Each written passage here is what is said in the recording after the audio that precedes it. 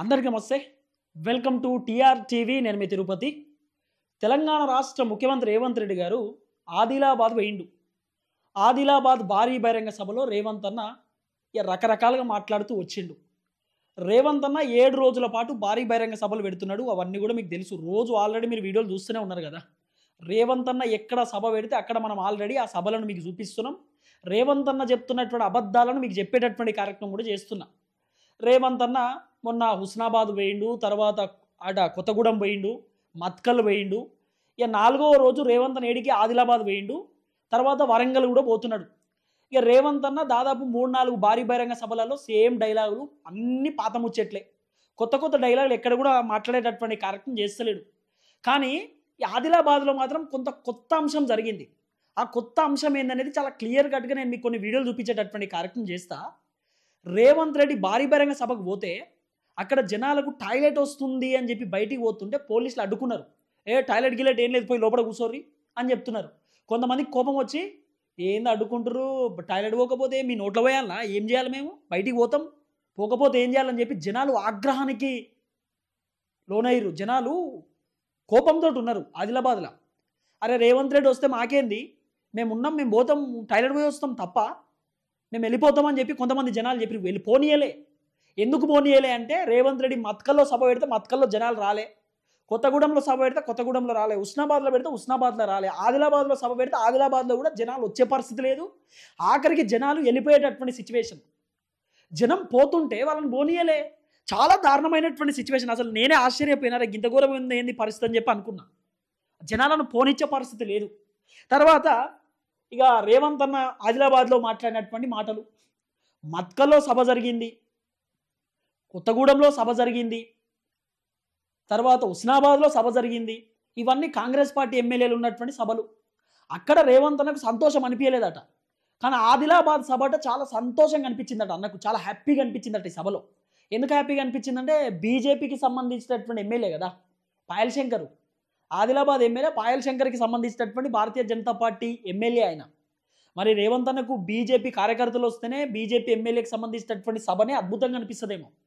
అందుకే రేవంత్ అన్న ఏ సభలకు పోయినా కూడా నాకు ఇంత అద్భుతం అనిపించలేదు, ఆదిలాబాద్ వచ్చుడుతో చాలా అద్భుతంగా ఉంది అంటున్నాడు. అంటే ఎమ్మెల్యేలు అందరూ సీరియస్ ఉన్నారట. అరే మా సభలకు వచ్చినప్పుడు ఏమో రేవంత్ రెడ్డి ఏం మాట్లాడలే, ఇప్పుడు పాయల్ శంకర్ సభ ఏమో చాలా అద్భుతంగా ఉంది, మస్తు మంది జనాలు వచ్చిరని చెప్పి పొగడ్తలతో మాట్లాడుతున్నాడు. అసలు రేవంత్ రెడ్డి ఏంది, ఏమైనా బీజేపీకి సపోర్ట్ చేస్తుండా, లేకపోతే ఏమైనా బీజేపీ మనిషా, అసలు ఈయన కథ ఏంది అని చెప్పి చాలామంది జనాలు కన్ఫ్యూజన్లో ఉన్నారు. ఆఖరికి కాంగ్రెస్ పార్టీ ఎమ్మెల్యేలు కూడా కోపంతో ఉన్నారట. మా నియోజకవర్గానికి వచ్చినప్పుడు మేమేం తక్కువ చేసినాం, పాయల్ శంకర్ ఏమో ఎక్కువ చేసిండు ఈయనకు, అసలు ఈయన కథ ఏందని చెప్పి చాలా మంది పరిశాన్లు ఉన్నారు. ఇదొక ఎత్తు అయితే ఎమ్మెల్యే పాయల్ శంకర్ పొగడ్తలతోటి ఇక రేవంత్ అన్నను మొత్తం ముంచెత్తిండు.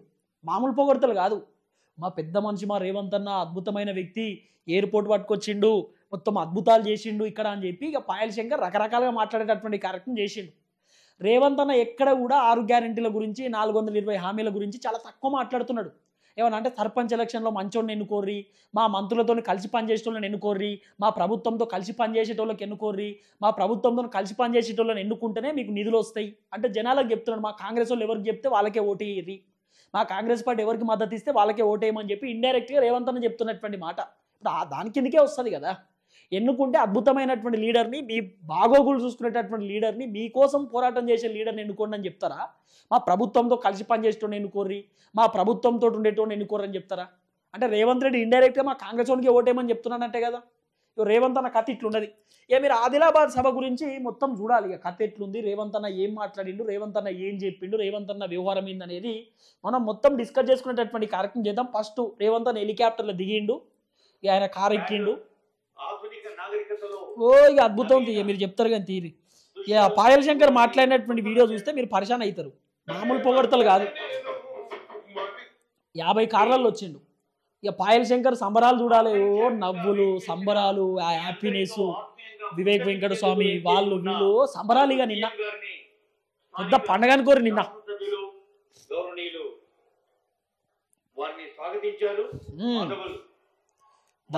పాయల్ శంకర్ మాట్లాడిన మాటలు వినాలి మీరు, ఇంటే మీకు ఫ్లైట్ చేస్తారు. ఇక చూడు స్టార్ట్ చేస్తాడు అన్న చెప్పన్న, ఇక స్టార్ట్ చేయి.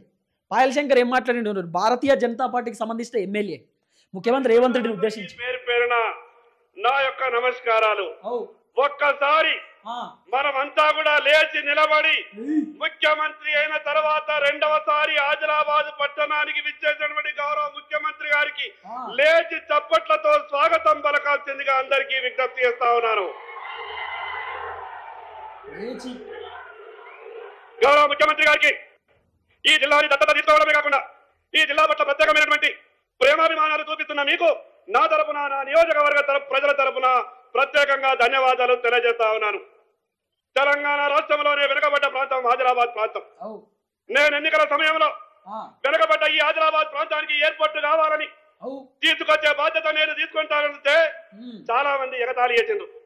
ముఖ్యమంత్రి గారైన వెంటనే గౌరవ ముఖ్యమంత్రి గారికి చెప్పిన అన్ని రకాలుగా వెనుకబడ్డటువంటి ఆదిలాబాద్ ప్రాంతానికి ఎయిర్పోర్ట్ కావాలన్నా ముఖ్యమంత్రి గారు ఒక మాట అన్నారు, నీకే సహకారం కావాలన్నా నేను అందిస్తా, ప్రధానమంత్రి గారి దగ్గరికి వెళ్ళి తెచ్చే బాధ్యత నీది అన్నాడు. నేను ఇదే వేదిక మీద గౌరవ ప్రధానమంత్రి దేశ ప్రధానమంత్రి గారిని ఇక్కడికి పిలిచిన, అదే విధంగా రాష్ట్ర ముఖ్యమంత్రి గారిని కూడా పిలిచిన, నాకు ఒక అవకాశం వచ్చింది. ప్రధానమంత్రి గారు ముఖ్యమంత్రి గారు ఒకే వేదిక మీద ఉండి నా వెనుకబడ్డటువంటి ప్రాంతానికి ఎయిర్పోర్ట్ కావాలనంటే దేశ ప్రధానమంత్రి గారు ముఖ్యమంత్రి గారితో అన్నారు, हमारा आदमी के लिए आपका पूरा सहकार चाहिए అంటే ముఖ్యమంత్రి గారు గొప్పగా అన్నారు, यहाँ जो भी मेरे तरफ से सहकार चाहिए हर तरीके से मैं करने के लिए तैयार అన్నారు. చెప్పిన మాట విధంగానే దేశ ప్రధానమంత్రి గారు ఎయిర్పోర్ట్ మంజూరిస్తే ఈ రోజు రాష్ట్ర ఆర్థిక ఇబ్బందుల్లో ఉన్న 700 ఎకరాలు మొన్ననే జీవో ఇచ్చినందుకు ఈ నియోజకవర్గ ప్రజల తరపున ప్రత్యేకంగా ముఖ్యమంత్రి గారికి ధన్యవాదాలు తెలియజేస్తాను. అంతే, ధన్యవాదాలు చెప్పాలి. లేచి లేచి రేవంత్ రెడ్డి గారికి ధన్యవాదాలు చెప్పండి, స్వాగతం పలకండి. పాయల్ శంకర్ మాట్లాడుతున్న మాటలు భారతీయ జనతా పార్టీ ఎమ్మెల్యే మొత్తం పొగడతలతోటి ముంచెత్తిండు రేవంత్ రెడ్డిని. ఏదో ఆదిలాబాద్కి ఏదో భూకంపం బదులు కొట్టినట్టు, అద్భుతాలు చేసినట్టు, ఆదిలాబాద్ని మొత్తం తీర్చిదిద్దినట్టు, ఆదిలాబాద్ మొత్తం కూడా ఇప్పుడు అద్దపు తుణుకు అయిపోయింది, లండన్ అయిపోయింది, డల్లాస్ అయిపోయింది, అమెరికా లెక్క అయిపోయింది ఆదిలాబాద్ అన్నట్టు మాట్లాడుతున్నాడు. ఇప్పుడు ఎయిర్పోర్ట్ అట సంవత్సరాలనే కడతారట, కథం ఎయిర్పోర్ట్ మొత్తం కంప్లీట్ అయిపోతుందట. శంకుస్థాపనలు చేసిరు, రిబన్ కడి చేసిరు. ఇప్పుడు ఇదే ముచ్చట. ఇప్పుడు ఇవాళ డేట్ ఎంత? ఇవాళ ఎంత? 4వ తారీఖు, 4-5వ తారీఖు కదా. ఇదే 5వ తారీఖు 2024 నాడు మాట్లాడుకుందాం. డిసెంబర్ 6వ తారీఖు 5వ తారీఖు 2026లో మాట్లాడుకుందాం.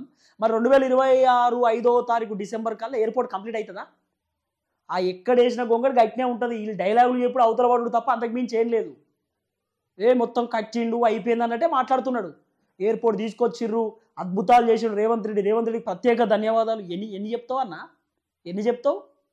రేవంత్ రెడ్డి ఏమో ఇంకా గమ్మత. ఆయన లేచి నాకు ఎక్కడ పోయినా సంతోషం అనిపించాలి, ఆదిలాబాద్లోనే అద్భుతం అనిపిస్తుంది, రేవంత్ అనే చెప్తున్న డైలాగు. ఈ మొత్తం ఎట్లా మొత్తం బద్దలు కొట్టేసినాం, మొత్తం అద్భుతం చేసేసినాం అన్నట్టు ఆ తరహాలోనే మాట్లాడుతున్నారు. ఏడగవే డైలాగులు కదా. ఇక చెప్తాడు ఇనుర్రి. చదువులో అక్షర క్రమంలో ముందున్న ఈ ఆదిలాబాద్ చదువులో వెనకబాటుతనం ఉంది.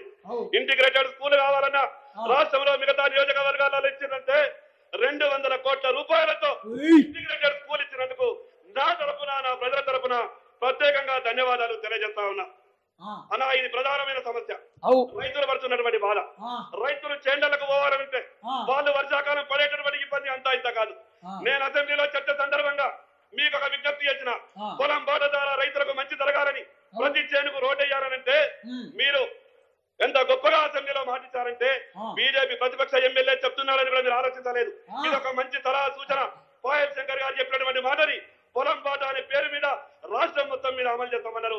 దాన్ని ఆదిలాబాద్ నుంచే ప్రారంభిస్తామన్నారు. కాబట్టి దానికి 40 కోట్ల రూపాయలు మంజూరు ఇవ్వవలసిందిగా ఆదిలాబాద్ రైతులందరి తరపున మీకు విజ్ఞప్తి. 200 కోట్లు, ఈ 40 కోట్లు ఇవన్నీ అడుగుడుతో ఇస్తారనుకుంటుర్రా?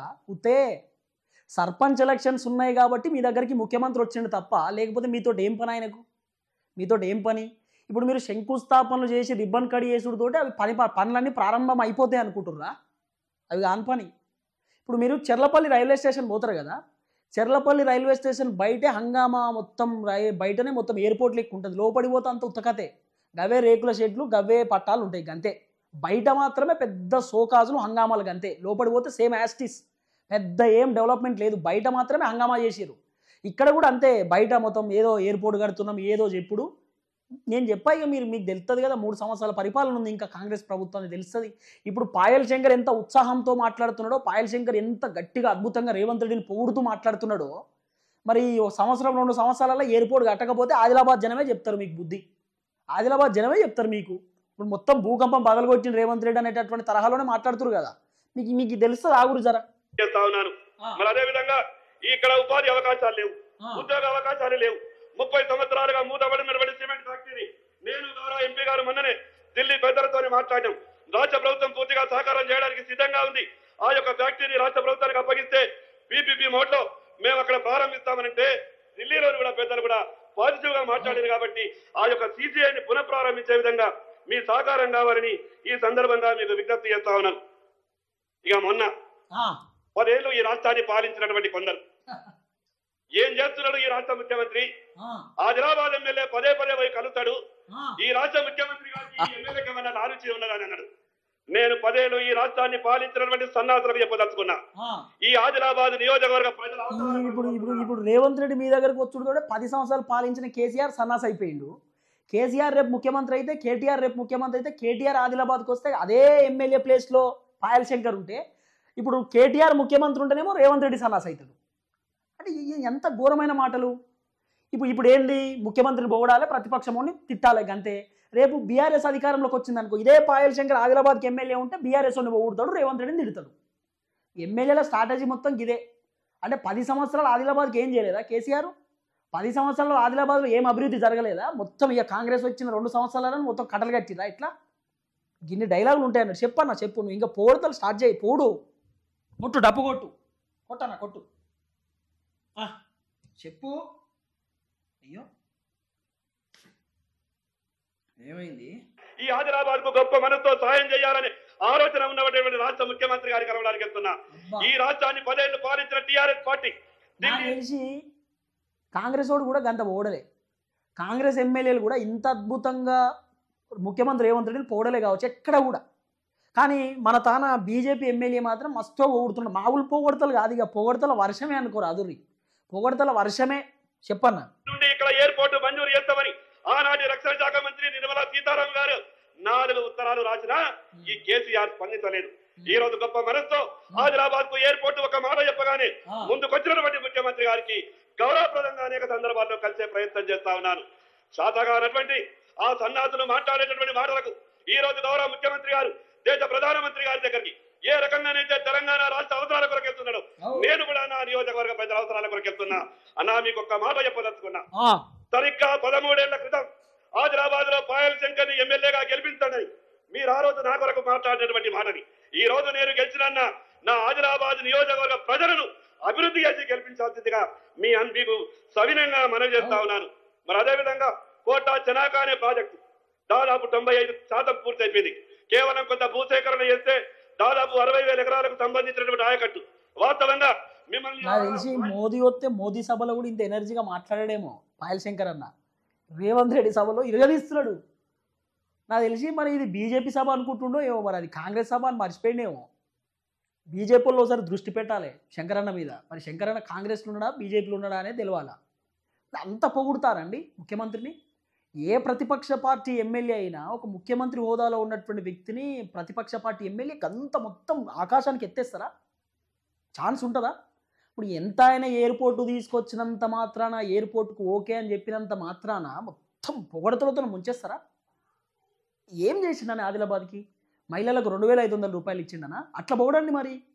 మహిళలకు ముఖ్యమంత్రి రేవంత్ రెడ్డి 2,500 రూపాయలు ఇచ్చిండు, స్కూటీలు ఇచ్చిండు, తులం బంగారం ఇచ్చిండు, మహిళలను కోటీశ్వర్లను చేసిండు, లేకపోతే 4,000 రూపాయల పెన్షన్ ఇచ్చిండు, 6,000 రూపాయలు వికలాంగులకు ఇచ్చిండు, నిరుద్యోగ వృత్తి ఇచ్చిండు, నిరుద్యోగులకు ఉద్యోగాలు ఇచ్చిండు, ఆదిలాబాద్లో కొత్త స్కూళ్ళు కట్టిండు, కాలేజీలు కట్టిండు, రోడ్లు వేయించిండు, కొత్త గవర్నమెంట్ ఆఫీసులు కట్టించిండు, పెద్ద పెద్ద భవనాలు కట్టించిండు, లేకపోతే జనాలకు ఏదో సంక్షేమ పథకాలు ఇచ్చిండు. ఇవన్నీ ఇస్తే అప్పుడు పొగడండి ముఖ్యమంత్రిని, ఒక వాల్యూ ఉంటుంది. ఆయన ఏం చేసిండని చెప్పి. ఎయిర్పోర్ట్ రావాల్సిందే కదా, వరంగల్లో అయినా ఎయిర్పోర్ట్ రావాల్సిందే, ఆదిలాబాద్కైనా ఎయిర్పోర్ట్ రావాల్సిందే. మరి రావాల్సినటువంటి అంశమే కదా, కేంద్రం నుండి రావాల్సినటువంటి వ్యవహారమే కదా. అది రాష్ట్ర ప్రభుత్వం సహకరించాలి, కొంత బడ్జెట్ పెట్టాలా, గవర్నమెంట్ ల్యాండ్ ఇవ్వాలా, ఇవన్నీ ఉంటాయి. సెంట్రల్ ఓకే అని చెప్పినప్పుడు స్టేట్ ఏమన్నా వద్దు కుదరదని చెప్తుందా? అవన్నీ జరిగే ప్రక్రియే కదా. దాంట్లో పొగడ్తలకు మొత్తం పొగడ్తల వర్షం కురిపియాల్సిన అవసరము, ముఖ్యమంత్రికి ప్రత్యేక ధన్యవాదాలు, అద్భుతమైన వ్యక్తి, ఇవన్నీ చెప్పాల్సిన అవసరం ఏమున్నది? చెప్తాడు అయినా సరే, ఇక చెప్తాడు. ఏం చెప్తాం? ప్రారంభోత్సవానికి రమ్మన్నా కానీ ఎన్నికల కోడ్ ఉన్న సందర్భంగా అది వీలు కాలేదు. కాబట్టి ఆ యొక్క మిగతా భూసేకరణ నిధులు వెంటనే విడుదల చేయాల్సిందిగా మీకు సవినయంగా విజ్ఞప్తి చేస్తా ఉన్నాను. మరి అదేవిధంగా ఆదిలాబాద్ పట్టణంలో కొమరం భీం అనే పూర్తిగా ఆదివాసుల కాలనీ. 20 సంవత్సరాల నుంచి గుడిసెలేసుకొని ఉన్నారు. అది ప్రభుత్వ భూమి. దాదాపు 2000 కుటుంబాలు ఉన్నాయి. వాళ్ళకు వెంటనే పట్టాలిచ్చి ఆదుకోవాల్సిందిగా మీకు విజ్ఞప్తి చేస్తా ఉన్నాను. నా నియోజకవర్గంలో 2 గొప్ప చరిత్ర గల ఆలయాలు ఉన్నాయి. ఒకటి జైనత్ లక్ష్మీనారాయణ స్వామి ఆలయం, మరొకటి బైరాన్ దేవ్ శివుని ఆలయం బేలా మండలంలో సదర్పూర్లో. ఈ 2 ఆలయాలకు ప్రత్యేకమైన నిధులిచ్చి ఆదుకోవాల్సిందిగా, మరి అదే విధంగా రైతులు పడుతున్నటువంటి సమస్య, కేంద్ర ప్రభుత్వం ఇచ్చినటువంటి 25% కోటాని పూర్తి చెందిన సోయాబీన్ కొనుగోలు ఆపేసారు. దయచేసి మీరు ఢిల్లీ పెద్దలతో మాట్లాడి రాష్ట్ర ప్రభుత్వ వాటా కూడా పెంచుకొని సోయాబీన్ ని కొనుగోలు చేయాలని, అదే విధంగా రంగు మారినటువంటి సోయాబీన్ ని కూడా రాష్ట్ర ప్రభుత్వం చేత కొనుగోలు చేయాలని. జొన్నల పంటన్న ఈ సంవత్సరం రైతులు విపరీతమైనటువంటి వర్షాలు పడి నష్టపోయి ఉన్నారు. జొన్నలు వేసుకోవాలని ఆత్రత ఉన్నారు. కొందరు జొన్న పంటను కూడా సాగు చేసే ప్రయత్నం చేస్తా ఉన్నారు. ఈ గత మీరు ముఖ్యమంత్రి అయిన 2 సంవత్సరాలు కూడా జొన్న పంటని కొని రైతుల్ని ఆదుకున్నారు. ఈ సంవత్సరం కూడా జొన్న పంటలు కొని రైతులను ఆదుకున్నారు. ఈ ముచ్చట కూడా చెప్తారా? మరి రేవంత్ రెడ్డికి ఏమున్నా చెప్పడానికి? జొన్న పంటలు రేవంత్ రెడ్డి కొన్నాడు, రైతులను ఆదుకున్నాడు, రైతులకు అన్ని అద్భుతాలు చేసి అన్ని బీజేపీ ఎమ్మెల్యే చెప్పబట్టే. అన్నీ తెలుసు, ఎమ్మెల్యేకే తెలుసు, బీజేపీ ఎమ్మెల్యేకే తెలుసు అన్నట్టు. ఇక కాంగ్రెస్ వాడు ఉత్తదే, కాంగ్రెస్ వానికి ఏం తెలియదు, మొత్తం బీజేపీ వానికే తెలుసు అన్నట్టు. ఏం మాట్లాడతాం? భారతీయ జనతా పార్టీ కార్యకర్తలకు తెలుసు బాధ, తెలంగాణలో ఎంత ఇబ్బంది ఉందో పరిస్థితి. వడ్లు కొంటుర్రా, జొన్నలు కొంటుర్రా, ఏం జరుగుతుందనేది భారతీయ జనతా పార్టీ కార్యకర్తలకు తెలుసు బాధ. ఎమ్మెల్యే గారు మీరు మాట్లాడుతూ ఉన్నారు కదా, ఒకసారి మీ బీజేపీ పార్టీ కార్యకర్తలను అడగండి, వాళ్ళు చెప్తారు ప్రాబ్లమ్స్ ఎన్ని ఉన్నాయో తెలంగాణలో. మీ ఆదిలాబాద్లో ఎన్ని సమస్యలు ఉన్నాయో మీ బీజేపీ పార్టీ కార్యకర్తలు చెప్తారు. ఎందుకు పొగుడుతురండి అంతగానో ముఖ్యమంత్రిని? పొగడతలతో ముంచేస్తురు ఎందుకు? రేవంత్ రెడ్డి మొత్తం ఆకాశాన్ని ఎత్తేస్తురు ఎందుకు? అంత ఇంట్రెస్ట్ ఏంది మీకు? రేవంత్ రెడ్డిని పోడాల్సిన ఇంట్రెస్ట్ ఏమున్నది? ఇంకా ముఖ్యమంత్రిని ఇంకా మంచి డైలాగ్ ఉంటుంది. ఇంకా చేస్తామని మీ ద్వారా రైతులకు శుభవార్త బాధ్యతగా సవినయంగా మీకు విజ్ఞప్తి చేస్తా ఉన్నాను. అదే విధంగా ఆదిలాబాద్ చుట్టుపక్కల ఉన్నటువంటి విలీన గ్రామాలన్నింటి కూడా పట్టణంలో విలీనం చేస్తాం. మీరు పూర్తి చెప్పి ముఖ్యమంత్రి వచ్చి బొజ్జు గారు, మాజీ ఎమ్మెల్యేలు, మాజీ మంత్రులు ఏడి రేవంత్ అన్న రేవంత్ రెడ్డి గారు అందరూ మాట్లాడినాక కష్టాలు ఆయన్ని తెలిసిన నాయకుడే రేవంత్ అన్న. పేదల కష్టాలు అన్ని తెలుసు అన్నకు. కుమారుడు సహచర మంత్రివర్గ సభ్యులు గడ్డం వివేక్ వెంకటస్వామి గారిని, అదే విధంగా నాకు అత్యంత సన్నిహితులు, ఆప్తులు, రాష్ట్ర ప్రభుత్వ సలహాదారుగా దళితులు, గిరిజనులు, బలైన వర్గాలు, మైనారిటీలకు సంబంధించిన తక్కువ వివిధ హోదాలలో జిల్లా పరిషత్ మెంబర్ గా, శాసన మండలి సభ్యుడుగా, శాసన సభ్యుడుగా, పార్లమెంట్ సభ్యుడుగా, పార్టీ అధ్యక్షుడుగా చిన్న వయసులోనే దేవుడు అన్ని అవకాశాలు ఇచ్చిండు. ఏ అవకాశం వచ్చినా దేవుడిచ్చిన గొప్ప అవకాశం. ఈ తెలంగాణ ప్రజల కోసం పని చెయ్యాలి, వాళ్ళ చేత గౌరవ మర్యాద పొందాలి అన్న ఆలోచనతోటి నిరంతరం నేను శ్రమ చేస్తూనే ఉన్నా. అంతే. కొన్నిసార్లు మనం కష్టపడ్డ ఫలితం రాదు, కొన్నిసార్లు మన శ్రమ కొంతైనా దేవుడి సంకల్పం ఉంటే అద్భుతమైన విజయాలు సాధిస్తాం. ఈ వేదిక మీద నాకంటే గొప్ప అనుభవం ఉన్న వాళ్ళు, పరిపాలన తెలిసిన వాళ్ళు, వయసులో పెద్దవాళ్ళు ఉన్నా చిన్న వయసులోనే నాకు ఈ అవకాశం వచ్చింది అని అంటే దేవుడి సంకల్పము, తెలంగాణ ప్రజల ఆశీర్వాదము 100% ఉండబట్టే ఈనాడు ఏ ఒడిదుడుకులు లేకుండా, ఎలాంటి ఆటంకాలు లేకుండా తెలంగాణ రాష్ట్రానికి 2 సంవత్సరాలు ముఖ్యమంత్రిగా పని పూర్తి చేసుకొని ఈనాడు మీ ముందుకు వచ్చి నిలబడి అత్యంత వెనుకబడిన ఆదిలాబాద్ జిల్లా అభివృద్ధి కోసం ఈ రోజు అభివృద్ధి పథకాలను ప్రారంభించుకోవడమే కాకుండా సంక్షేమ పథకాలను అమలు చేసుకోవాలని ఈనాడు ఈ సభ ఏర్పాటు చేసుకున్నాం. అందుకే రాజకీయాలకు అతీతంగా మిత్రుడు పాయల శంకర్, కోడెం నగేష్ గారు భారతీయ జనతా పార్టీ అయి ఉండొచ్చు, వాళ్ళను తెలంగాణ ప్రజలు మమ్మల్ని అందరినీ ఏ విధంగా ఎన్నుకున్నారో వాళ్ళని కూడా ప్రజలు ఓటేసి గెలిపించారు. వాళ్ళందరిని కలుపుకొని అభివృద్ధి పదం వైపు నడపాలన్న ఆలోచనతోటి ఈనాడు వేదిక మీద వాళ్ళందరితో కూడా మాట్లాడించి వాళ్ళ ఈ ప్రాంత సమస్యల్ని ఏవైతే నా దృష్టికి తెస్తారో వాటిని పరిష్కరించాలన్న ఆలోచనతోటి ఈనాడు మన ప్రభుత్వం పనిచేస్తుంది. నేను ఒకటే మాట అడగదలుచుకున్నా, 4 కోట్ల తెలంగాణ ప్రజల్ని ఆలోచన చేయమని నేను విజ్ఞప్తి చేస్తున్నా. దేని గురించి? ఆనాడు 10 సంవత్సరాలు ఆ ప్రభుత్వం ఉన్నప్పుడు ఏనాడైనా ప్రతిపక్షాలకు సంబంధించిన ముఖ్యమంత్రి గారి కార్యక్రమాలలో పాల్గొననిచ్చిందా? ఒకవేళ ప్రతిపక్షాలు ఎవరైనా పాల్గొన్నా మాట్లాడడానికి 1 నిమిషమైన అవకాశం ఇచ్చిందా? మీరు ఆలోచన చెయ్యండి. అంటే ప్రతిపక్షాలు అప్పట్లో ముఖ్యమంత్రిని అట్లా పొగడకపోతుండే అన్న. ఇప్పుడు కేసీఆర్ ఏడన్నా భారీ బహిరంగ సభ పెడితే కాంగ్రెస్ ఎమ్మెల్యేలను కూడా పిలిచిర్రు, బీజేపీ ఎమ్మెల్యేలను కూడా పిలిచిర్రు. కొంతమందికి ఇష్టం లేకపోలే, కొంతమందికి ఇష్టం ఉండి పోయిరు, కానీ మాట్లాడు ఇంట్రెస్ట్ లేకపోతుండే. కానీ ఇప్పుడు పాయల్ శంకర్ అన్న లెక్క నిన్ను పొగుడుతూ మాట్లాడాలంటే వాళ్ళు పొగడలేరు కదా. అట్లా శంకర్ అన్న కంటే నీకు పొగుడు ఇష్టం కాబట్టి పొగిడిండు. అందరూ ప్రతిపక్ష పార్టీ ఎమ్మెల్యేలు అధికార పార్టీలను పొగడాలంటే వాళ్ళు పొగడలేరు కదా. సరే శంకర్ అన్నకి నీకున్న దోస్తానం ఏమో పొగిడిండు, కానీ అందరూ పొగడలేరు అట్లా. ఇప్పుడు రేవంత్ అని ఏం చెప్తాడు, వేరే వాళ్ళని అట్లా పిలిచిండా కేసీఆర్ ముందు అట్లా ఎవరైనా మాట్లాడిరా అంటే కేసీఆర్ కంటే నేనే గ్రేట్ అంటున్నాడు. కేసీఆర్ కంటే నేనే గొప్పోని, కేసీఆర్ అప్పుడు ప్రతిపక్ష పార్టీ ఎమ్మెల్యేలను పిలవలేదు, వాళ్ళతో మాట్లాడియలేదు, కానీ నేను మాట్లాడించినా నేను పిలిచిన, నేను చాలా గ్రేట్ అంటున్నాడు ఇప్పుడు అన్నట్టు. ఇప్పుడు అదే మనం అర్థం చేసుకోవాలి. నేనేమంటున్నా అంటే ఇట్లా పొగిడించుకోలే కేసీఆర్ ప్రతిపక్ష పార్టీ ఎమ్మెల్యేలతో తనను తాను ఓడించుకోలే, కానీ నువ్వు ఓడించుకుంటున్నావు కదా. నువ్వు అద్భుతమైన వ్యక్తి, ఎయిర్పోర్ట్ పట్టుకొచ్చిండు, మొత్తం వడ్లన్నీ కొంటున్నాడు, రైతులకు అద్భుతాలు చేస్తున్నాడు అని చెప్పి పాయల్ శంకర్ అన్న చెప్తుండు కదా. అట్లా నువ్వు పొగిడించుకుంటున్నావు. కేసీఆర్ అట్లా ఓడించుకోలే. కేసీఆర్ చేసినటువంటి తప్పు అదే, పొగిడించుకోలే కాబట్టి ఆయన చేసిన తప్పు. నువ్వు ఓడించుకుంటున్నావు కాబట్టి అద్భుతం అన్నట్టు. చెప్పండి ఇంకా. పూర్తికి విరుద్ధంగా ఆనాడు పరిపాలన జరిగింది. అలాంటి తప్పిదాలు మళ్ళీ జరగదు. ప్రతిపక్షంలో మేము ఉన్నప్పుడు సచివాలయానికి వెళ్తే వందలాది మంది పోలీసులను పెట్టి తాళ్ళు పెట్టి కట్టేసి మీరు సచివాలయానికి రానే వద్దు, మిమ్మల్ని రానియమని నన్ను సీతక్క లాంటి వాళ్ళను తీసుకెళ్లి పోలీసులు నిర్బంధించి మా ఇంటి గేట్ దగ్గర పడేసిపోయారు. ఇప్పుడు అలాంటి పరిస్థితులు లేవు. ఎవరైనా రానిస్తారు ఇప్పుడు సచివాలయానికి. సచివాలయం అంటే ఏమనుకుంటు సెక్రటేరియట్ కంటే ఎవరైనా పోవచ్చు. ఇప్పుడు ఏ పార్టీ ఎమ్మెల్యేలైనా పోవచ్చట. మీ పార్టీ ఎమ్మెల్సీ తీన్మార్ మల్లన్న వస్తే ఎందుకో రాణిస్తలేరు. ముఖ్యమంత్రితో మాట్లాడుతానో రాణిస్తలేరు. ఇప్పుడు సామాన్య ప్రజలకు మంత్రులతోటి మాట్లాడాలన్నా, ఎమ్మెల్యేలతోటి మాట్లాడాలన్నా సెక్రటేరియట్ కాడికి పోతే ఎందుకో రాణిస్తలేరు. సార్ లేడు, ఢిల్లీ వేయండు, సార్ లేడు, ముంబై వేయండు, ఈ డైలాగులు ఎందుకు చెప్తుర్రు? మరి సెక్రటేరియట్ ప్రజలందరిది కాబట్టి సామాన్య ప్రజలకు కూడా ఎంట్రీ ఉండాలి కదా. సామాన్య ప్రజలు కూడా వాళ్ళ బాధలు చెప్పుకుంటారు కదా అధికారులతోటి. ఎమ్మెల్యేలను, ఎంపీలను, మంత్రులను, ఎమ్మెల్సీలను కలవాలంటే సెక్రటేరియట్గా కదా వాళ్ళు పోవాల్సింది. పార్టీ ఆఫీస్ పోతే పార్టీ ఆఫీస్లో ఉండరు, లేకపోతే ఎమ్మెల్యేల ఆఫీస్ పోతే ఎమ్మెల్యేల ఆఫీస్లో ఉండరు. సెక్రటేరియట్లో అని ఉంటారేమో. సెక్రటేరియట్లో మా బాధ అధికారులకు కూడా చెప్పొచ్చు అని చెప్పి ప్రజలు పోతే ఎందుకో ప్రజలను రాణిస్తారు. మరి ప్రజలను ఎందుకు అడ్డుకుంటారు? ఎంతమంది ప్రజలు సెక్రటేరియట్కి ఇప్పటిదాకా వచ్చిరో చెప్పుర్రి. పోనీ ఎంతమంది ప్రతిపక్ష పార్టీ ఎమ్మెల్యేలు సెక్రటేరియట్కి వచ్చిరో చెప్పుర్రి. అది ఎవరన్నా రాణిస్తుర్రా మీరు? మీకు కేసీఆర్కు జమానా ఫరక్ ఉన్నది, మస్తు ఫరక్ ఉన్నది మీకు కేసీఆర్కి. కేసీఆర్ రానియకపోవడానికి రకరకాల రీజన్స్ ఉన్నాయి. మీరు సెక్రటేరియట్ కాడికి పోయి కేసీఆర్తో మాట్లాడొద్దామని చెప్పి పోయిర్రా? ఏమిటి పోయారు మీరు సెక్రటేరియట్కి? సెక్రటేరియట్ చుట్టుముట్టనికి, సెక్రటేరియట్ ముందు ధర్నాలు చేయనికే కదా పోయింది. ఇప్పుడు కేసీఆర్తో మాట్లాడిపోయినందుకు, కేటీఆర్తో మాట్లాడినందుకు పోయినందుకు మమ్మల్ని అడ్డుకున్నారు అన్నట్టు చెప్తున్నాడు ముఖ్యమంత్రి రేవంత్ రెడ్డి. మీరు చేసిన ధర్నాలు చేయడానికి. నిన్న ఢిల్లీకి వెళ్ళిన ప్రధానమంత్రిని కలిసిన, కేంద్ర మంత్రులను కలిసిన, మన తల్లి సోనియమ్మ ఆశీర్వాదం తీసుకొని ఇవాళ తెలంగాణ రాష్ట్రంలో సగర్వంగా నిలబడి నాది తెలంగాణ రాష్ట్రం అని గొప్పగా చెప్పుకుంటున్నామంటే ఆ తల్లి సోనియమ్మ ఆశీర్వదించి 60 సంవత్సరాల ఆకాంక్ష అయిన తెలంగాణ రాష్ట్రాన్ని సోనియమ్మ వల్ల మన కళ సాకారమైంది. అంటే ఆత్మ బలిదానం చేసుకున్న శ్రీకాంతచారి గుర్తుకురాడు, ఉద్యమాలు చేసినటువంటి ఉద్యమకారులు గుర్తుకురారు, బలిదానాలు చేసుకున్నటువంటి 1200 మంది గుర్తుకురారు. ఏమన్నా అంటే సోనియా గాంధీ సంతకం పెట్టింది, తెలంగాణని ఇచ్చింది.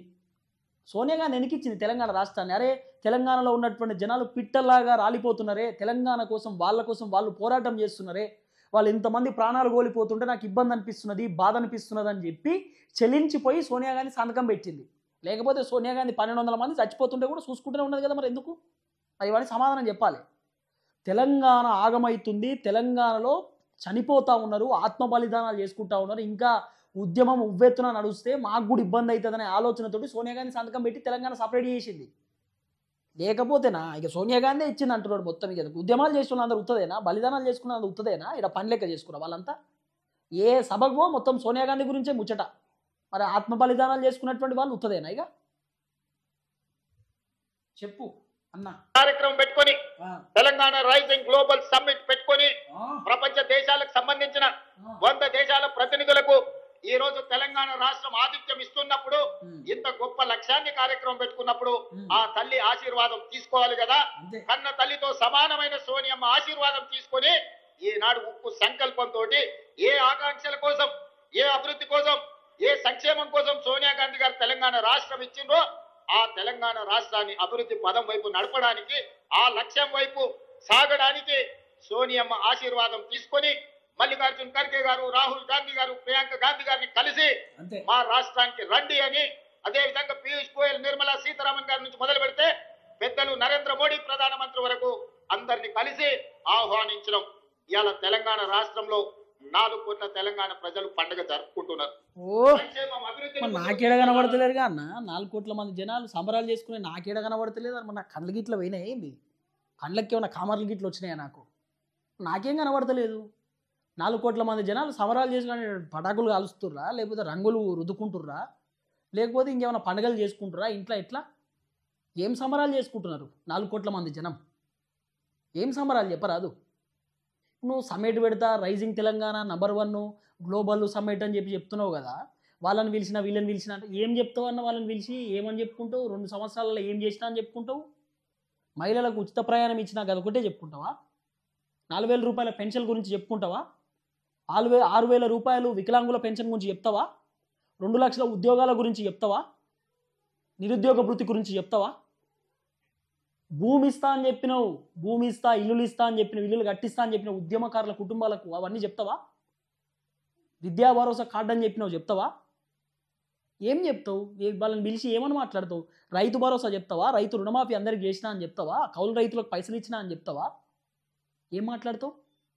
మొత్తం సమరాలు చేస్తున్నాం. ఇప్పుడు 4 కోట్ల మంది జనాలు సమరాలు చేసుకుంటున్నా. ఒక బీసీ బిడ్డ ప్రాణం కోల్పోయిండు, పెట్రోల్ పోసుకొని తగలబెట్టుకొని చనిపోయిండు, గాంధీ హాస్పిటల్లో ఉన్నాడు.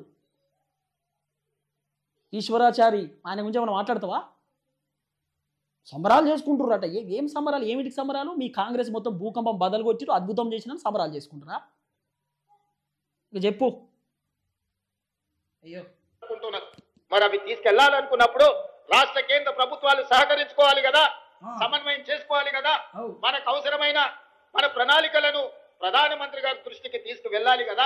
మాయల శంకర్ గారు ఎమ్మెల్యేగా నా దగ్గరకు వచ్చి వరంగల్ ఎయిర్పోర్ట్ కావాలి అని అంటే, వరంగల్ ఎయిర్పోర్టే కాదు, ఆదిలాబాద్ ఎయిర్పోర్ట్ కూడా కట్టాలి అని మాయల శంకర్ నా దృష్టికి తీసుకొస్తే, నిజమే కదా, అత్యంత వెనుకబడిన ఆదిలాబాద్ కు ఎయిర్పోర్ట్ ఇస్తే ఇక్కడికి పరిశ్రమలు వస్తాయి. తెలంగాణ రాష్ట్రానికే కాదు, పక్కనున్న మహారాష్ట్రకు సంబంధించిన వాళ్ళు కూడా ఇక్కడ టైగర్ రిజర్వ్ ఫారెస్ట్లు ఉన్నాయి. అభయారణ్యంలో పులులను చూడడానికి దేశం నలుమూలల నుంచి వేలాది మంది ఈ ప్రాంతానికి వస్తున్నారు. వాళ్ళు రావాలంటే కష్టమవుతున్నది. మనకి ఎయిర్పోర్ట్ ఉండాలి అని ఆలోచన చేసినాం. ఈ రోజు మేము భూమి ఇస్తే రక్షణ శాఖకు సంబంధించిన రాజ్నాథ్ సింగ్ గారు సహకరిస్తామన్నారు. ఏవియేషన్ మినిస్టర్ రామ్మోహన్ నాయుడు గారు అనుమతులు ఇస్తామన్నారు. ప్రధానమంత్రి నరేంద్ర మోడీ గారు నిధులు ఇస్తామన్నారు. నేను కాంగ్రెస్ అయి ఉండొచ్చు, మా ప్రభుత్వం అయి ఉండొచ్చు, కానీ అభివృద్ధిలో కేంద్ర ప్రభుత్వం యొక్క సహకారం తీసుకొని ఆదిలాబాద్ కి ఎయిర్పోర్ట్ తేవాలి అని నిన్న ఢిల్లీకి వెళ్లి మోడీ గారితో మాట్లాడి ఈనాడు ఆదిలాబాద్ లో అంటే అదే చెప్పినావు అన్న. నిన్న మోదీ కాడికి పోయి ఇట్లా కూర్చొని ఇట్లా చేతులు కట్టుకొని కూర్చొని, సార్ ఆదిలాబాద్లో ఎయిర్పోర్ట్ కావాల్సిందే సార్, మీరు ఇస్తురా లేదా అని అడిగినావా? ఇట్లా అంటే గ్లోబల్ సమ్మిట్కి ఆహ్వాన పత్రిక నీకు పోలేదా? ఆ ఎయిర్పోర్ట్ కోసమే పోయినావా? ఎయిర్పోర్ట్ కోసమే పోయి సార్ ఎయిర్పోర్ట్ ఎట్టి పరిస్థితుల్లో రావాలి. అప్పట్లో ఏమన్నాడు మోదీ? బుల్లెట్ ట్రైన్ ఇస్తావా, నీ సంగతి ఏంది అన్నాడు. ఇప్పుడు అదే చెప్పినావా? ఎట్లా నువ్వు ఎయిర్పోర్ట్ ఇస్తావా, నీ సంగతి ఏందని అన్నావా? ఎట్లా మోదీతోటి? మోదీ దగ్గర పోయాట నేను కలిసినా, మాట్లాడినా, నిన్న పోయినా ఇవాళ ఇచ్చిన చూడు. అంటే నిన్న పోయి మాట్లాడి ఇవాళ తీసుకొచ్చిండు అన్నట్టు, ఇక మొత్తం ఎయిర్పోర్ట్ను పట్టుకొచ్చిండు అన్నట్టు. చెప్పన్నా. ఈ రోజు నేను ప్రకటిస్తున్నా, సంవత్సరం తిరిగే లోపల ఆదిలాబాద్ లో ఎయిర్పోర్ట్ పనులను ప్రారంభించి లేచి చూడు చెప్పట్లు ఎయిర్ బస్సును దించి ఇక్కడ అభివృద్ధికి పునాదులు వేసి ఇక్కడ పరిశ్రమలను తీసుకొచ్చే బాధ్యత మన ప్రభుత్వం తీసుకుంటుంది. ఇందిరమ్మ రాజ్యంలో ప్రజాపాలన చేస్తుంది అని నేను ఈ సందర్భంగా మీ అందరికీ తెలియజేస్తున్నా. మిత్రులారా, నేను పిసిసి అధ్యక్షుడిగా బాధ్యత తీసుకున్న తర్వాత 4-5 రోజుల్లోనే మొట్టమొదటి పర్యటనకు వచ్చింది ఆదిలాబాద్ జిల్లా నిర్మల్ నియోజకవర్గానికి వచ్చిన నేను మొదటి కార్యక్రమాన్ని ఆదిలాబాద్ నుంచే ప్రారంభించిన. మొదటి బహిరంగ సభ దళిత గిరిజన దండోర కార్యక్రమాన్ని ఇంద్రవల్లిలో పెట్టి మిత్రులు ప్రేమ్ సాగర్ రావు గారి బాధ్యత తీసుకొని ఆనాడు పెద్ద ఎత్తున దళిత గిరిజన దండోర, దళితుల కోసం, గిరిజనుల కోసం, ఆదివాసీల హక్కుల కోసం పోరాటానికి, పౌరుషానికి మారు పేరైన కొమరం భీముడి స్ఫూర్తితో రామ్జీ కోండును ఆదర్శంగా తీసుకొని ఈ ఆదిలాబాద్ గడ్డ మీద నుంచే ఆనాటి ప్రభుత్వం మీద పోరాటాన్ని ప్రకటించడం. ఆ ఇంద్రవెల్లి స్ఫూర్తిగా 40 సంవత్సరాల పైగా ఆనాడు హక్కుల కోసం ఇంద్రవెల్లి ఆదివాసీలు పోరాటం చేసి ఎంతో మంది నేల కొరిగిన. కాళేశ్వరం అయింది, ఊరు ఇంకెక్కడికో పోయింది. ఆ. అంచనాలు 1,50,000 కోట్లైనాయి. 10 ఏళ్లు తిరిగే లోపల 1,00,000 కోట్లు ఖర్చు పెట్టిండు. కాళేశ్వరం కడితే 3 ఏళ్లనే కూలేశ్వరం అయిపోయి కూలిపోయింది. ఆదిలాబాద్ కు మాత్రం చుక్క నీరు రాలే. ఆయన ఇంట్లో కనక వర్షం కురిసింది తప్ప మన భూముల్లో బీడు భూముల్లో చుక్క నీరు రాలే. అందుకే ఇవాళ ఈ వేదిక మీద నుంచి స్పష్టంగా మీ అందరికి ఆదిలాబాద్ జనంకు తెలుసు కాళేశ్వరంలోకి వెళ్ళి నీళ్ళు వచ్చినాయా రాలేదా అనే సంగతి ఆదిలాబాద్ జనంకు తెలుసు కదా. వాళ్ళకి తెలుసు కాళేశ్వరం ప్రాజెక్టు కట్టిన తర్వాత మరి కాళేశ్వరం తోటి ఏమన్నా రైతులకు ఏమన్నా నీళ్లు వచ్చినాయా రాలేదా, ఎన్ని ఎకరాలకు నీళ్లు వారింది, ఏం కథ అనేది ఆదిలాబాద్ జనంకు తెలుసు. ఇప్పుడు ఏంటి కేసీఆర్ మొత్తం ఫెయిల్ చేసిందని చెప్తున్నావా? కేసీఆర్ వల్ల మొత్తం తెలంగాణ ఆగమైపోయిందని చెప్తున్నావా? ఎట్లా మస్తుగా చెప్పిండు. నేను కొంచెం ముంగటిపోయినా కానీ వెనకకుండా అసలు చెప్పన్నా చెప్పన్నా. రాజశేఖర రెడ్డి గారు 9 నుంచి మొదలుపెట్టి చేవెళ్ల వరకు 16 లక్షల ఎకరాలు 38,500 కోట్ల రూపాయలతో పనులను ప్రారంభించాడు. దానికి కాక వెంకటస్వామి గారు డాక్టర్ బాబాసాహెబ్ అంబేద్కర్ గారు పొడుచుకుంటారు. ఎప్పుడైనా అక్రమ సంపాదన అన్యాయపు సొమ్ము వస్తే కుటుంబంలో కూడా ప్రశాంతత ఉండదు. ఇవాళ కండ్లతో చూస్తున్నాం. బిడ్డోదికు కొడుకోదికు అల్లుడోదికు ఆయన శాతగాక ఎక్కడ వండుకున్నాడో మీరు అందరు చూస్తున్నారు. ప్రజల సొమ్ము తిన్నోడు ఎవడు బాగుపడడు. ఇవాళ ప్రజల కింద చేస్తే మనం ఏదన్నా దాంట్లో బుక్క తిన్నామంటే అర్థం ఉంది. కానీ ప్రజలందరినీ ఎండబెట్టి పండబెట్టి ఉన్నదంతా మనమే తింటే నాది నాదే నీది కూడా నాదే అన్నాడు. చరిత్రలో ఎవ్వడు బాగుపడ్డాడు లేడు. ఇవాళ నడుస్తున్న చరిత్ర కూడా అదే. ఇవాళ పైసల పంచాయతీ తప్ప వాళ్ళు ఇట్లా ఇంకో పంచాయతీ లేదు. అందుకే ఈ రోజు 150 మీటర్ల ఎత్తున ప్రాణహిత చేవెళ్ల 9 దగ్గర ప్రాజెక్టు కట్టాలి అని మా సాగునీటి పాత్రలు గంట బాగుంటుందని అనిపిస్తుంది నా మనసుకైతే. ఆడ బావోజీ ఆడ జాతర ఉన్నది, నాగోబా జాతర. అక్కడ ఇంద్రవెల్లిలో కడితే మంచిగా ఉంటది. అక్కడికి వచ్చేటోళ్ళు ఉంటారు. ఇంద్రవెల్లి యూనివర్సిటీ అని పెట్టుకుంటే చరిత్రలో కూడా గొప్ప పేరు ఉంటది. కొమరం భీముడి పేరు పెట్టుకుంటే ఇంకా గొప్పగా ఉంటది. మరి మీరందరూ ఇది నా సూచన మాత్రమే, నా నిర్ణయం కాదు. ఇక మళ్ళీ ముఖ్యమంత్రి గారు నిర్ణయం తీసుకున్నాక మళ్ళీ మమ్మల్ని ఎందుకు అడుగుతున్నారు అంటారు ఎవరైనా. నేను సూచనే చేస్తున్నా. మీరు అందరు కూర్చొని ఒక కట్టిండు ఎట్లుంటుందో అంటే ఏమంటానని ఇంద్రవెల్లిలో యూనివర్సిటీ కడితే మంచిగుంటుందేమో అనుకుంటున్నా అని చెప్పుడుతో మనం అందరం చెప్పట్టు కొట్టుడు. ఇక కడుతుండు కథం అయిపోయింది, కట్టిండు కథమే, ఇక రేపు స్టార్ట్ అయిపోతుంది పనులు అన్నట్టే. మనం ఆడ ఏముండదు ఉత్తకైతే చెప్పిండు కదా. ఇంద్రవెల్లి యూనివర్సిటీ చెప్పినాం కదా, అంత బాగానే ఉంది. మంత్రులు కూడా పరిశాన్ అవుతారు, కడతాడా మరి పైసలు ఇవ్వంటుండు అంత చెప్తుండు, అవుతుందా అంటే చెప్తే అయిపోయా జనాలు వచ్చారు వాళ్ళకి చెప్పాలి, ఏదో చెప్పాలి కదా. ఇంద్రవెల్లి యూనివర్సిటీ నేను చెప్తున్నా కదా. ఈ ఆదిలాబాద్ ఎయిర్పోర్టు, ఇంద్రవెల్లి యూనివర్సిటీ, ఇక తర్వాత ఏంది అక్కడ రావాల్సినటువంటి ప్రాజెక్టులు 2026లో స్టార్ట్ అవుతాయా మీరు చూడరు. ఫస్ట్ స్టార్ట్ అవుతాయా మీరు చూడు. అన్ని ఉత్త డైలాగులు, ఇవన్నీ మాటలు, ఇవి మాటల వరకే తప్ప ఇవి చేతుల వరకు కావు. ఇదంతా ఉత్త కథే, మీకు తెలుస్తలేదు. నేను అందుకే ఇవన్నీ మీకు గుర్తు చేయాలని చెప్తున్నా. 2026లో ఇవన్నీ మీరు గుర్తు చేసుకోవాలి. ఈయన చెప్పే డైలాగులు చెప్పన్నా. యూనివర్సిటీ ఇచ్చే బాధ్యత నాది, అంతే. అనుమతించేది నేను, అంతే. కానీ ఎక్కడ పెట్టుకోవాలనేది మీరే కూర్చొని మాట్లాడండి. అంతే అంతే. ఓ ఇబ్బంది అవుతుందా? అంతే. యూనివర్సిటీ ఇచ్చి యూనివర్సిటీ ఇస్తాం కానీ మీరు ఏడన్నా పెట్టుకోరు. ఇచ్చే బాధ్యత నాది. తెలంగాణ ఉద్యమం అంటేనే నిరుద్యోగ సమస్య. నీళ్లు నిధులు నియామకాలు అన్నారు. మరి నియామకాలు ఎవరికి వచ్చినాయో మీకు తెలుసు. వాళ్ళ ఇంట్లో ఎంతమందికి ఉద్యోగాలు వచ్చినాయో తెలంగాణ వచ్చినాక మీరే చూసారు. మీ ఇంట్లో కూడా తెలుసా అన్న? మరి ప్రజలకు రాలే.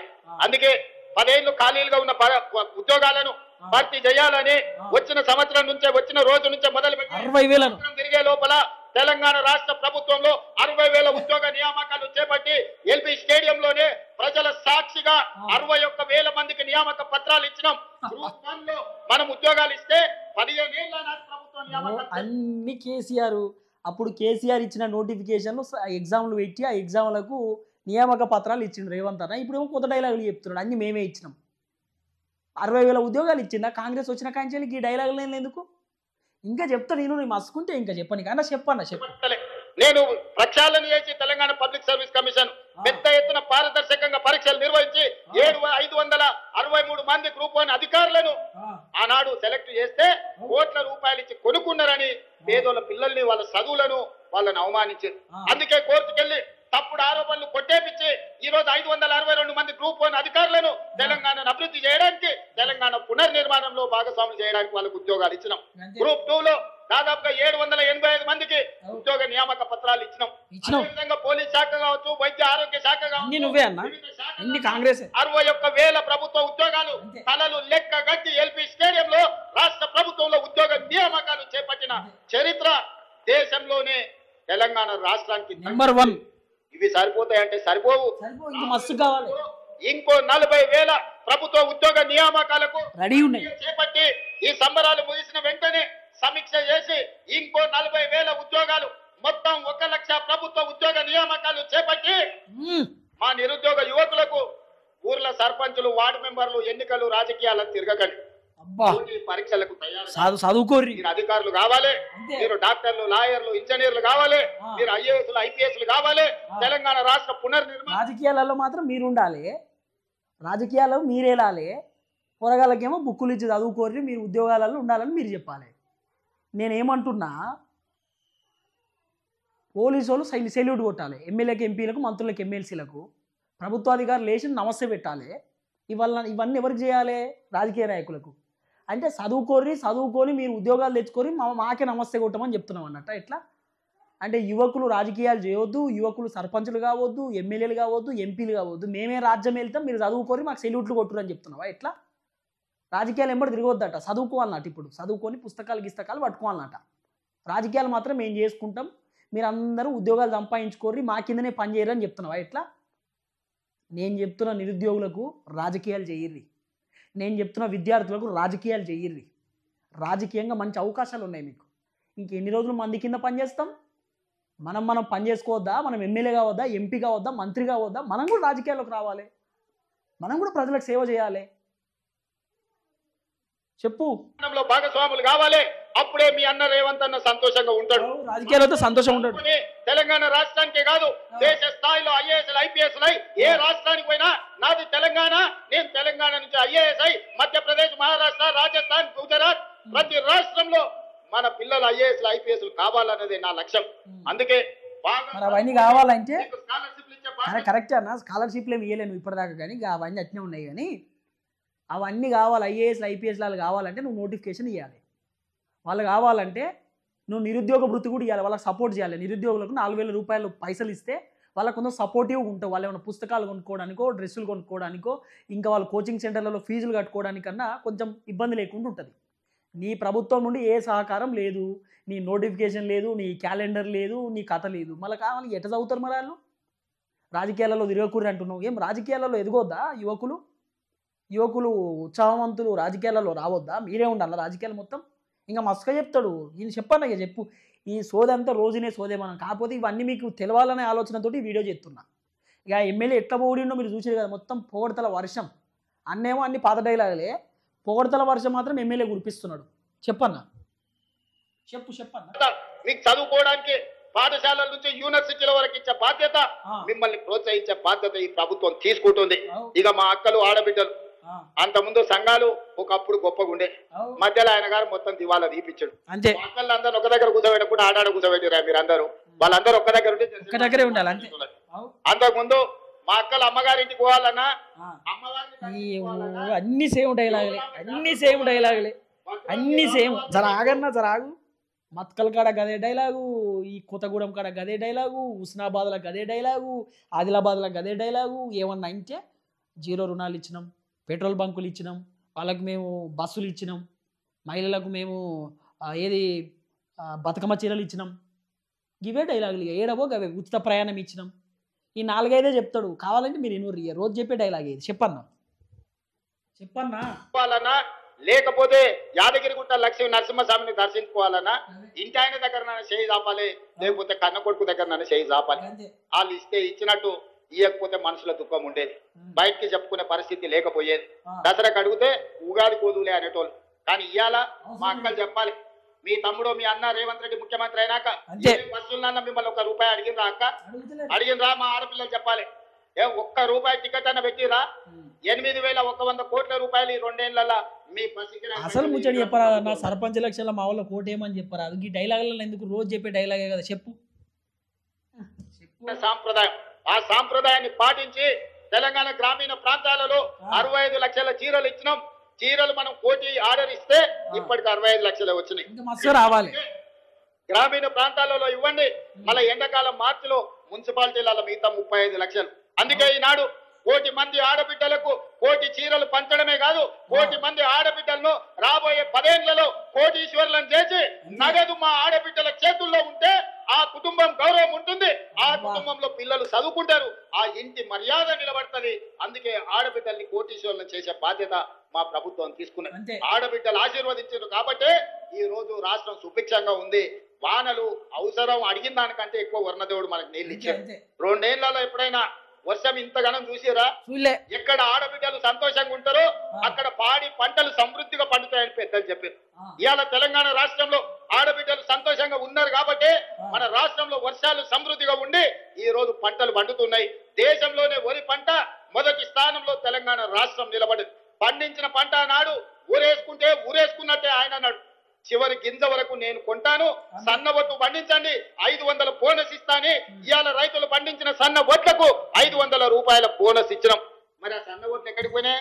దొడ్డు అన్న రేవంత్ అన్న నీకు గుండె మీద చేసుకొని చెప్పు, వడ్లు కొంటుర్రా? కళ్ళాల కాడ వడ్లు గట్టినే ఉన్నాయి. ఒక్కొక్క ఆయన ఇబ్బంది పడుతున్నాడు, కన్నీళ్ళు పెట్టుకుంటున్నారు రైతులు వడ్లు కొనేటటువంటి పరిస్థితి లేక. మేము అన్ని వడ్లు కొంటున్నాము, మొత్తం అద్భుతం చేస్తున్నాం. ఈ డైలాగులు ఎందుకన్నా చెప్పుడు? 500 రూపాయల పంట బోనస్ ఇస్తున్నారు. ఫస్ట్లో ఇచ్చిరు, ఇప్పుడు పంట బోనస్ వచ్చేటటువంటి పరిస్థితి దిక్కుదికానం సిచ్యువేషన్ లేదు. వడ్లు కొనే పరిస్థితి లేదు. వడ్లన్నీ మొత్తం వర్షానికి తడిచిపోయిన సిచ్యువేషన్లు ఉన్నాయి. కొనే పరిస్థితి లేదు. ఏమనంటే మ్యాచర్ లేదు, లేకపోతే ఇంకేం కాలే, ఎండ లేదని చెప్పి డైలాగులు కొడుతురు వడ్లు కొనేటోళ్ళు అందరూ. మొత్తం వడ్లల్లో తరువు ఎట్లా కడిగేస్తారో మీకు తెలుసా? వడ్లల్లో ఎన్ని కిలోలు కడిగేస్తారో తెలుసా?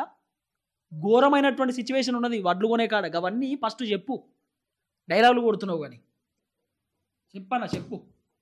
అయ్యో బియ్యంతో తినలేక పశువులకు దాన పెడుతుంటే ఇవాళ సన్న బియ్యం ఇస్తే మా అక్కలు మా చెల్లెళ్ళు మా అమ్మలు కన్న పిల్లలకు బుక్కడు పువ్వ ఈ రోజు సన్న బియ్యంతో తినిపించుకుంటున్నారంటే పండించిన సన్న ఒట్లు బియ్యంగా మార్చి పేదలకు పంచినాం.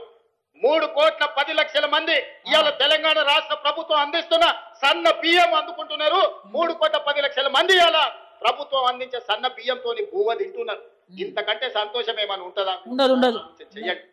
అందుకే ఇవాళ మా ఆడబిడ్డలను అన్ని రకాలుగా గౌరవించాలి, అన్ని రకాలుగా అవకాశాలు ఇవ్వాలి, ఆడబిడ్డల్ని సంతోషంగా ఉంచాలి, మా నిరుద్యోగ యువకులకు ఉద్యోగాలు ఇవ్వాలి, రైతులు పండించిన పంటకు గిట్టుబాటు ధర ఇవ్వాలి, మరి పంట ప్రతి గింజ కొనాలి అని ఇంతకు ముందే మా శంకర్ చెప్పిండు. సోయాబీన్ కొనాలి, జొన్నలు కొనాలి, మిగతావి కూడా కొనాలి. తప్పకుండా వాటికి సంబంధించి కొంటాం ఖచ్చితంగా. మా వాడు నకల్ చిటీలు అందిస్తూనే ఉన్నారు నాయన, చూస్తా. ఈ అన్నిటినీ తప్పకుండా పరిశీలిస్తాం. ఈ పోరాట చనాక ప్రాజెక్టు గురించి కూడా ఇప్పుడు ఎలక్షన్ కోడ్ ఉండి ఇయ్యలే, చిన్న చిన్న పనులు పెండింగ్ ఉన్నాయి, అన్ని చేస్తాం. తొందరలోనే ఆ ప్రాజెక్టు పనులు పూర్తి చేసి ప్రారంభించుకొని జాతికి అంకితం చేస్తాం. వీకర్ సెక్షన్స్ కు సంబంధించిన కాలనీ గురించి చెప్తాం.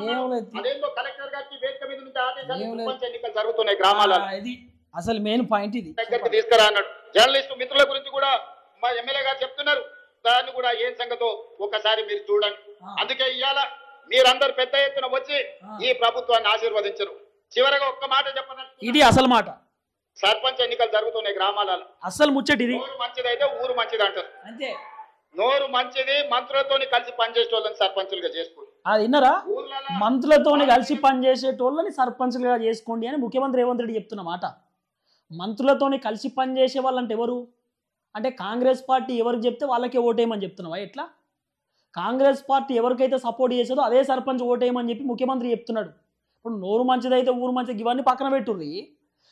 కాంగ్రెస్ పార్టీ మంత్రులతో కలిసి పనిచేసేటటువంటి అభ్యర్థులకి మీరు ఓటేసి గెలిపియమని ముఖ్యమంత్రి చెప్తున్నా. అంటే ఎవరు ఓటేస్తారు అట్లా? అంటే పనిచేసేటోళ్ళు అంటే కాంగ్రెస్ వాళ్ళకి ఓటేయమని కదా చెప్తున్నట్టు.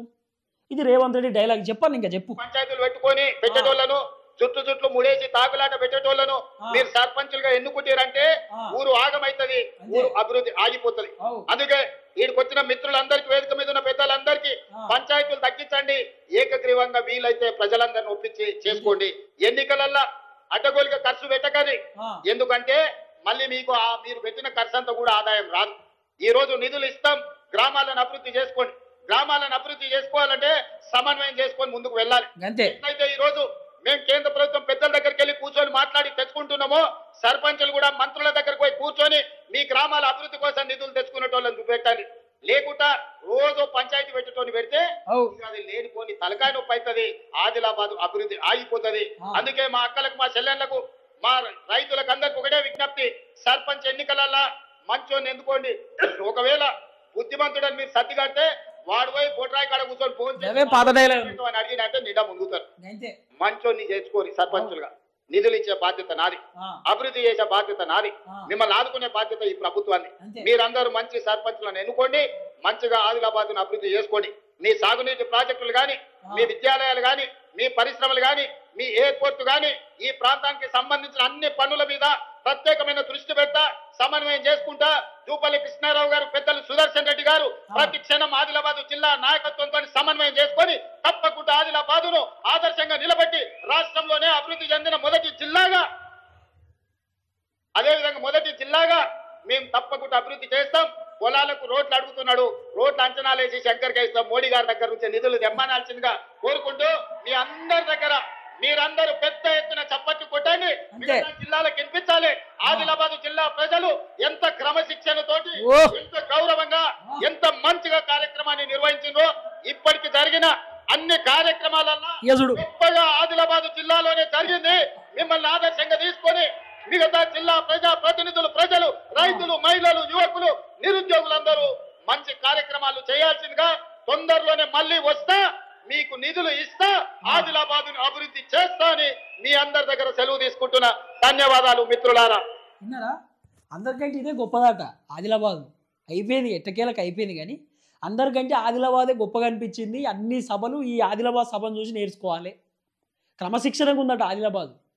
అంటే ఇప్పుడు మత్కలు ఉత్తదే, మత్కల సభ పెడితే మత్కల జనము క్రమశిక్షణగా లేరు. ఎట్లా ఇక్కడ కొత్తగూడెంలో సభ పెడితే కొత్తగూడెం సభ కూడా చక్కగా లేదు, హుస్నాబాద్ సభ చక్కగా లేదు. కానీ ఇప్పుడు ఆదిలాబాద్ సభ అద్భుతంగా ఉందట. ఎందుకంటే పాయల్ శంకర్ ఉన్నాడు కదా, భారతీయ జనతా పార్టీ ఎమ్మెల్యే.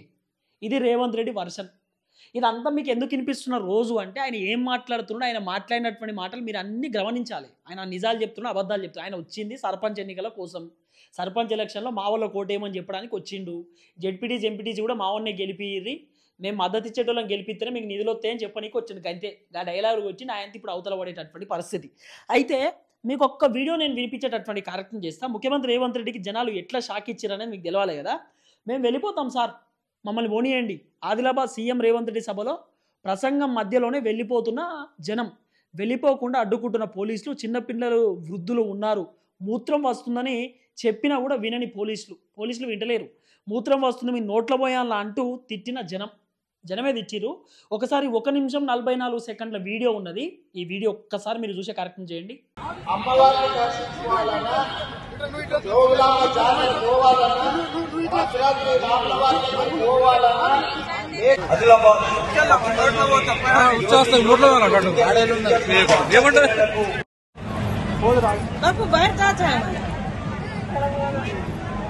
సభాధ్యక్షులు వాళ్ళు బయట యూరినల్ పోవాలనుకుంటున్నారు సార్.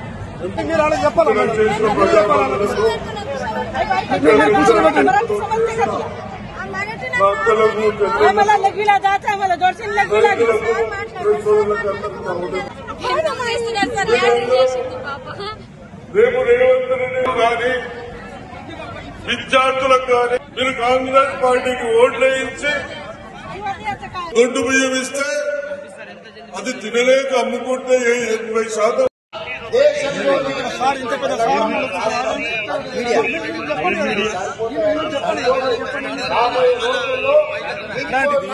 అధికారులు రావాలి.